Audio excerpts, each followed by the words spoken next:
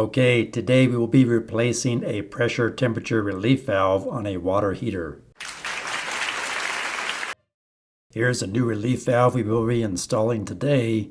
Be sure if you're replacing a relief valve, you get the correct relief valve for your make and model of water heater with the correct pressure and temperature and size.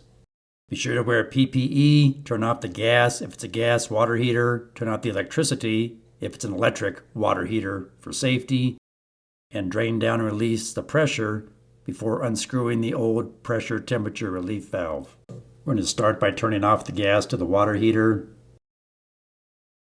Then we'll come up here and turn off the cold water supply into the water heater. We're going to hook up a small drain hose to the drain valve on the bottom of the water heater. Using a flathead screwdriver, we're going to open the drain valve slowly and relieve some of that pressure. We want to bring the water level down inside the tank to just below that pressure temperature relief valve, so we can unscrew the old relief valve without making a big mess everywhere. Don't need to drain the entire tank. If you don't have a floor drain close by, it could be a mop sink or into a 5-gallon bucket. I'm going to go upstairs in this 2-story house and open the hot water valve to help the tank drain better so we don't airlock in the pipes.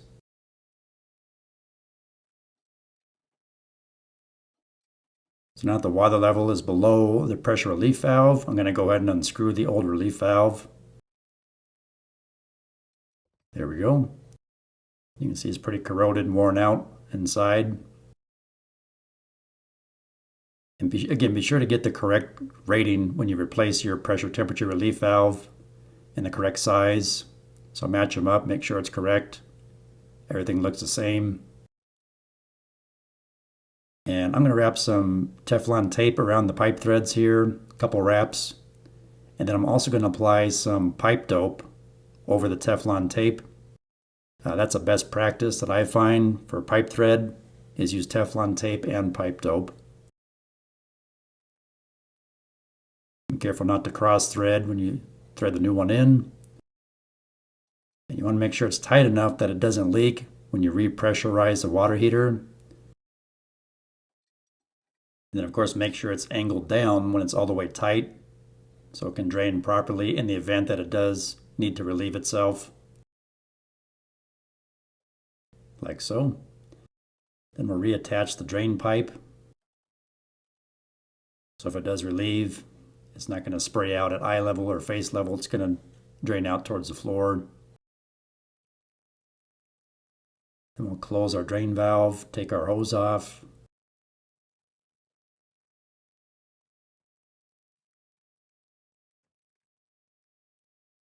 Now we'll go ahead and slowly turn the water back on to the water heater. And we'll let all the air purge out of the pipes in the house till we get a nice steady flow of water.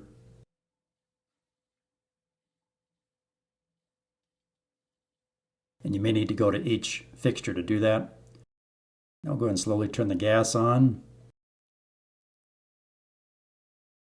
Now we'll relight relight the burner. So follow the instructions on the water heater. On this one, you press in this knob, then you press the little spark button a couple times, about once a second, until the pilot lights. And then you'll see the little blue flashing LED light turn on once it lights, like so. And then give it several seconds. Then turn the knob up, which should kick on the main burner. And then turn it back down to a safe temperature. You don't want it too hot where people scold themselves. So you can see we've got nice blue flames. The burner's lit. Water's turned back on. No leaks coming out of that drain pipe from the pressure temperature relief valve. Good to go. Reinstall the cover. I hope this information helps you.